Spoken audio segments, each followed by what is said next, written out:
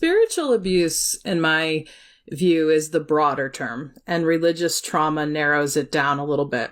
Spiritual abuse is whenever God is used as the weapon. Religious abuse can be when that specifically happens in the context of religion. So there was a term coined called religious trauma syndrome. Why I've really leaned into spiritual abuse is that it doesn't just happen in religion. I have believed and I've experienced that some of the most powerful spiritual or religious abuse can happen in the home. I think even within spiritual abuse and religious trauma, the more I've studied my own and others, there's even a subset of the trauma that comes towards queer and LGBT folks. Queer and LGBT folks get hit hard with spiritual abuse. I think women globally get hit hard with spiritual abuse because so many religious systems are set up to be so patriarchal.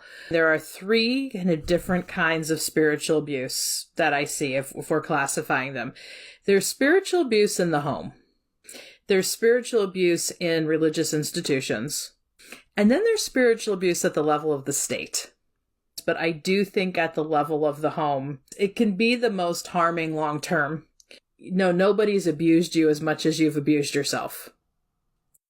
In terms of, turning it inward. Where it becomes a spiritually abusive teaching, and this is another form of spiritual abuse, is when abusers will then say something like that to say, well, you're doing it to yourself.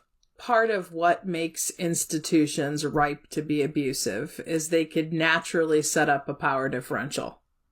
I think there's a lot of healing that can be had in connecting with others and realizing, wow, I'm not some uniquely horrible person. Or, wow, so many other people have gone through this too. And who's ever listening to this, know that you are not alone.